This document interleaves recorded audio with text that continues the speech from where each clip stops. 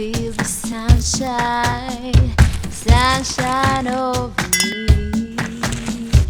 Oh, I feel the sunshine, sunshine over me. Hello, I'm Pt.1, I'm Dwayne. and thank you for joining us for another episode of Small Talk. Today's topic, we're going to try and discuss relationship do's and don'ts. Now, in the Islamic beliefs, there is something called the pillars of faith.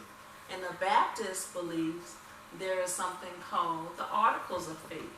So we've mixed together our little rendition of pillars of marriage, or just relationships that are committed. Husband? My rendition of pillars of marriage is first God, which is faith in God. So if a marriage is to stand, it has to have a foundation, it has to have something to stand on and something that is firm and concrete. And the most important factor in a marriage that strengthens and binds a marriage is faith in God. Yes, I agree. Faith is good ground.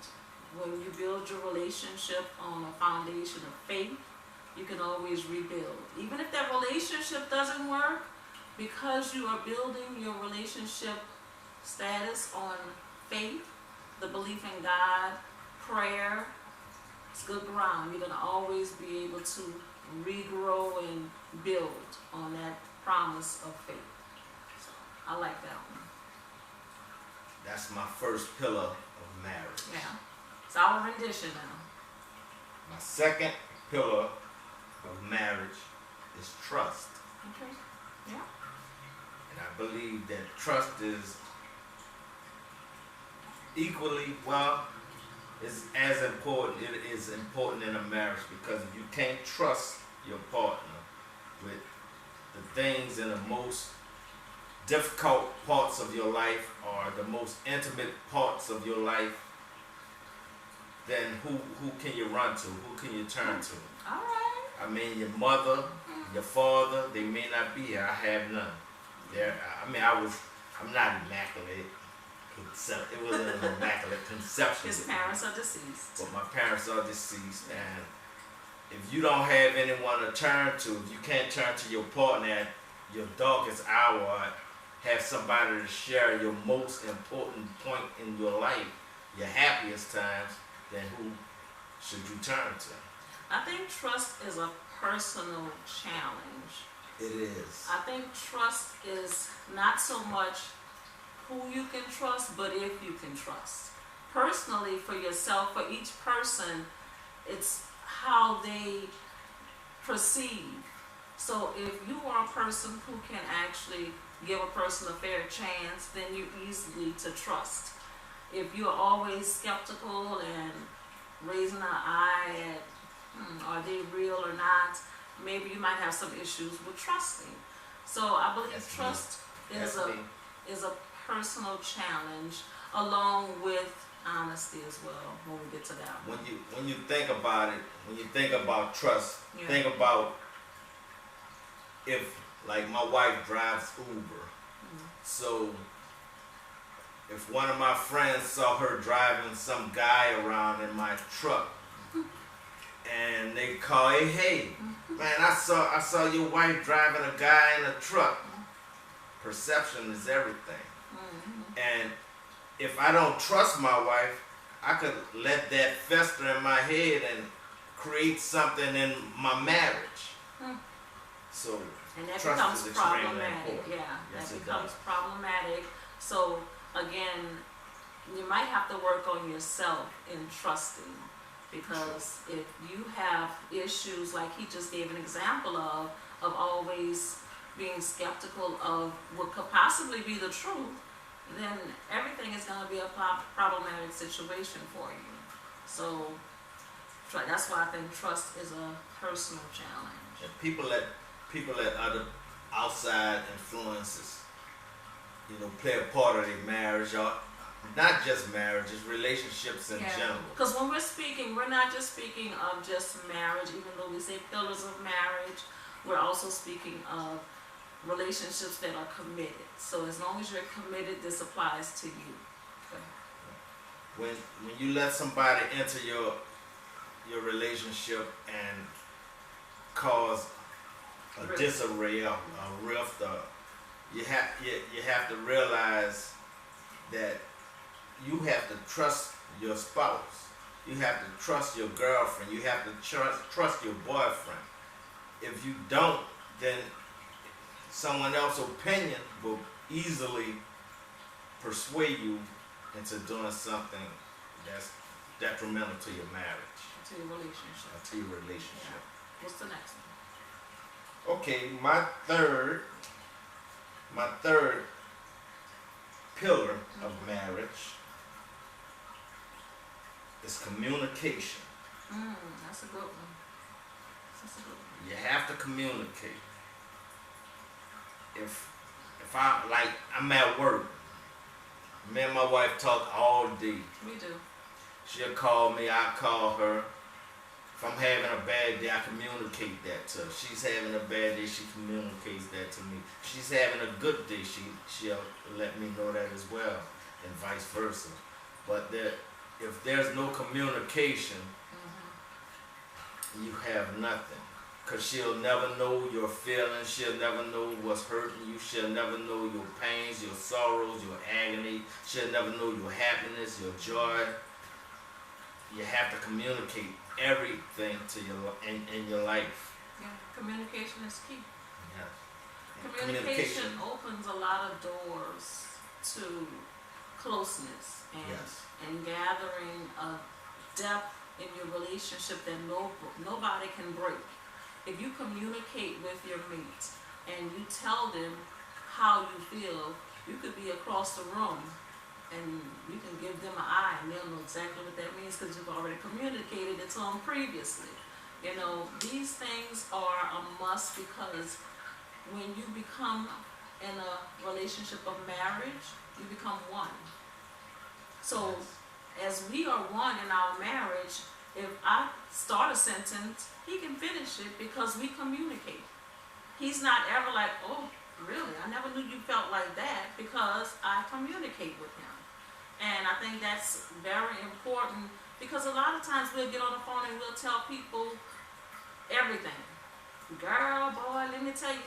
And then here you have your husband or your wife sitting right next to you, your girlfriend or your boyfriend sitting right next to you. And they don't know anything about it. They have no clue. When that's the person you should be building with. And that's why I say that foundation should be there first of faith, because then you can trust, like we just talked about, and be able to communicate. Because a lot of things you might not want to feel comfortable in telling somebody because what would they do with that information? Are they going to run and tell it? Are they going to judge you because you said it and that's what happened or whatever? So communicate with that person enough to know when it's time, you can trust them. True. I truly agree with everything that came out of my wife's mouth.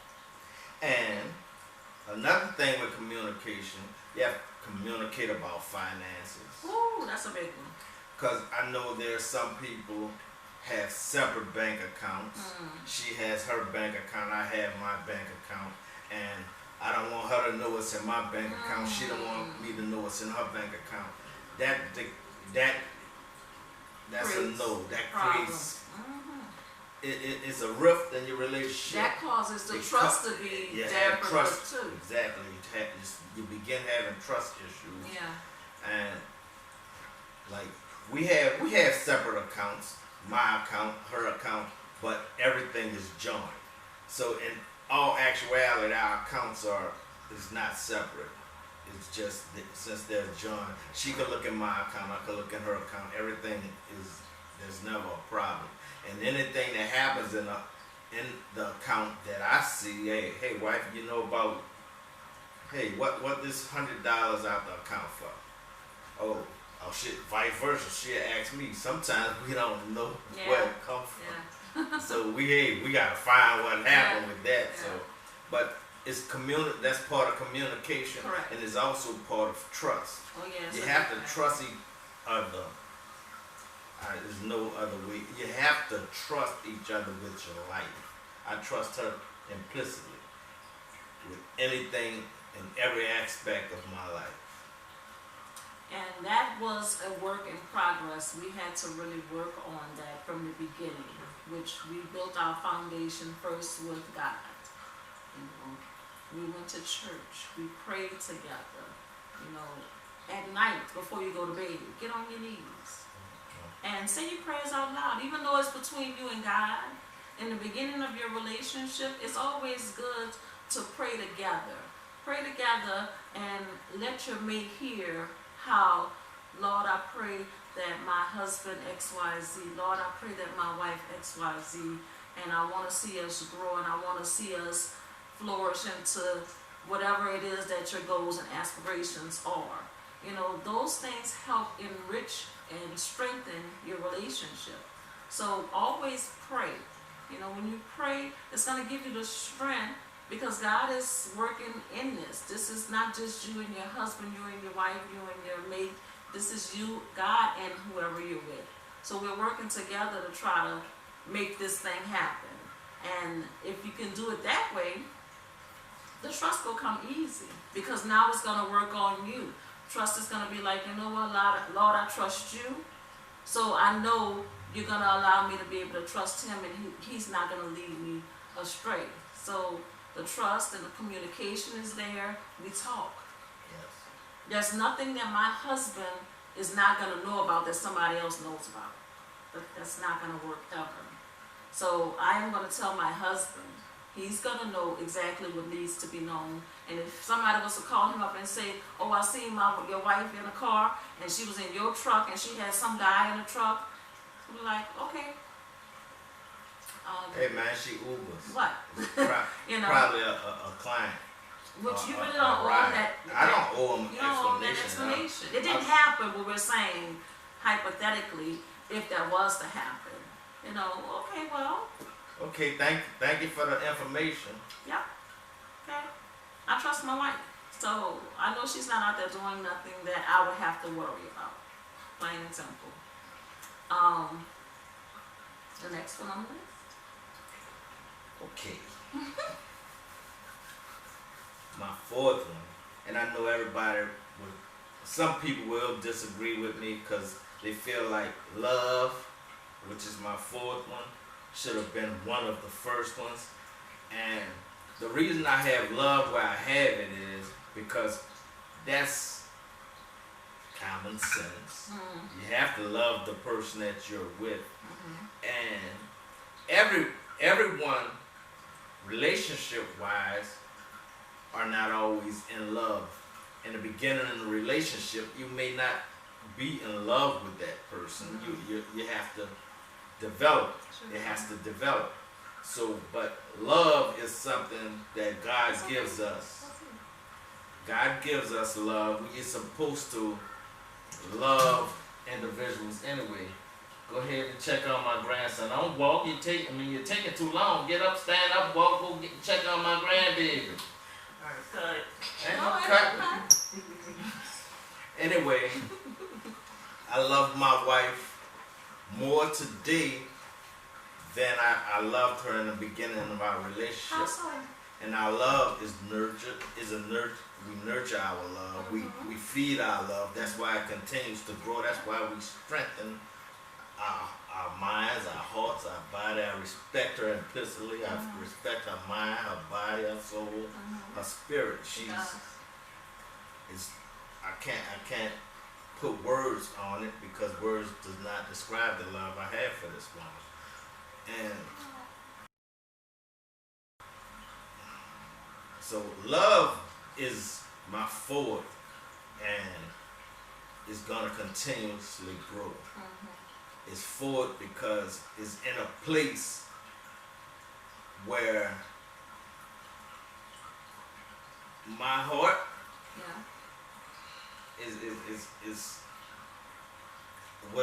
I wasn't easily giving my love away. It took time for me to express myself. It took time for me to admit that I love someone as much as I do, and for me to sit here and confess all to the world, hey, you know I love this woman. And that woman loves you. Love is conditional. Even though people think love is unconditional, love is conditional. Because you have to have some boundaries. You have to have some kind of limitation, because otherwise people will just walk all over you in the name of love, right? That's true. So you have to have a condition or a deal breaker, so to speak, and say, I'm going to love you to this point, but beyond that, I don't know, you know. My husband loves me, he does, with all of his heart, and he gives me his best. And in turn, guess what? I'm going to give him double.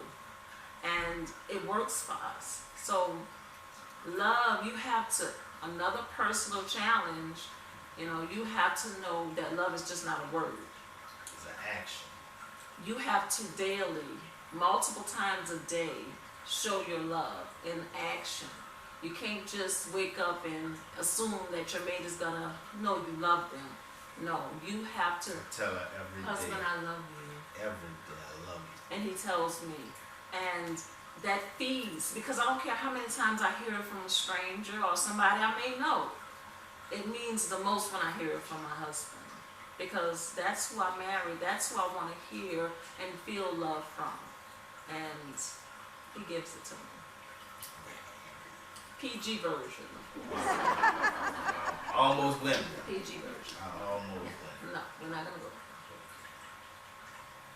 go. Okay.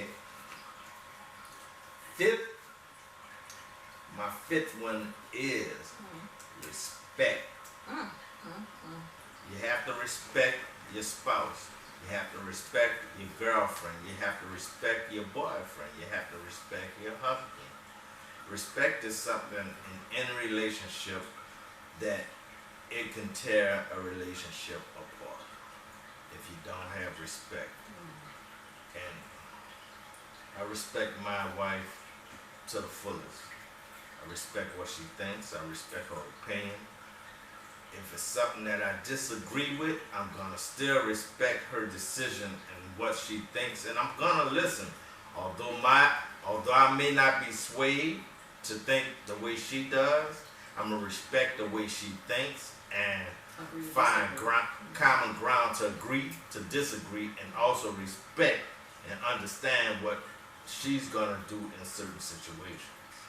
So respect is something that has to play a part in a relationship, and it plays a part in a relationship where if she doesn't respect me or I respect her, you get in fights out of anger. Yeah.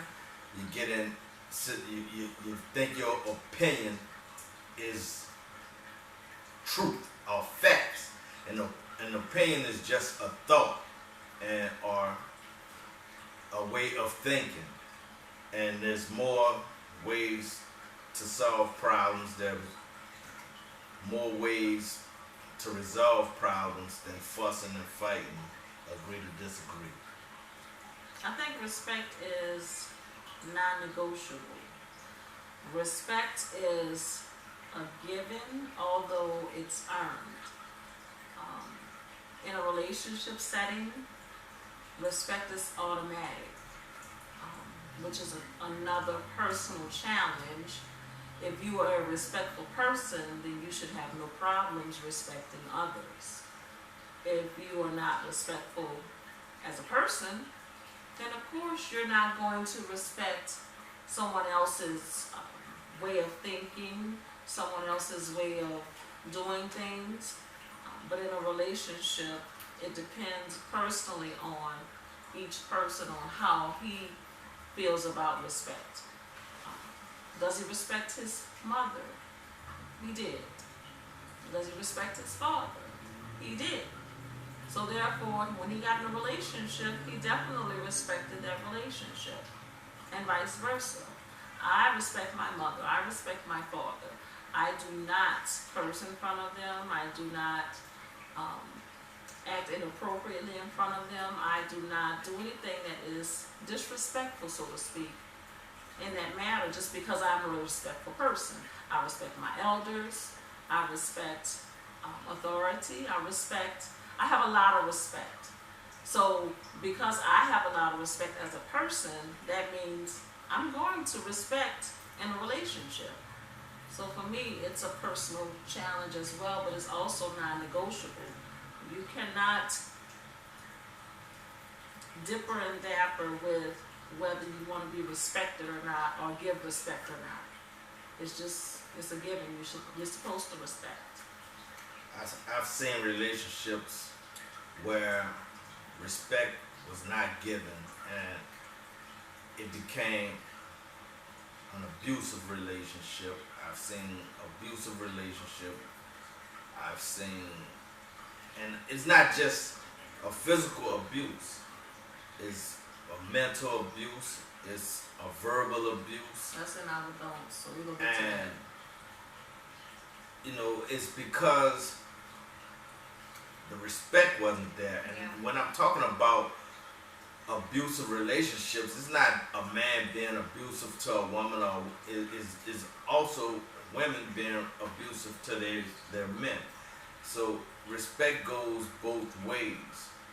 And I know I've seen it with guys more, where guys don't have respect for women, and that's where the relationship falters from the start.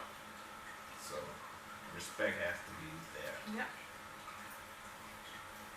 R-E-S-P-C-T. No, what that? R-P-S-T-P-T. What? That woman, that she couldn't spell respect. No. You have anything else on your dues? Honesty. Okay. I think honesty is also a personal challenge. Honesty, if you are an honest person, as if you are a respectful person, then you have no problem with giving honesty. You have no problem with being honest. If my husband wants to know something, whether I've already given him that information or not, I'm going to give him the truth. So I know sometimes it hurts, the truth hurts some people, but honestly, the truth always outweighs falsehood. It's harder to keep a lie up. And when you get caught in that lie, it becomes a trust issue. Again, all these things intertwine. So if one starts to falter, the rest of them kind of falters. Like a domino effect. Exactly. And when, from the beginning, when you keep God in your relationship and keep that as your foundation, everything else could be fixed and repaired, because the foundation is going to always be there. Structurally is always sound. And honesty never has to be thought about. Once you say what's honest and true, you don't have to think about it later, and you know it's going to repeat itself. Man, what I told her. No. You got to remember the lie you told, and then you have to remember the lie you told upon top of that lie just to Keep fix up it. the lies. And it just becomes worse. Yeah. And you don't want that kind of shaky foundation built on, because it's very hard to regain that trust once somebody lies to you, once somebody is dishonest about something.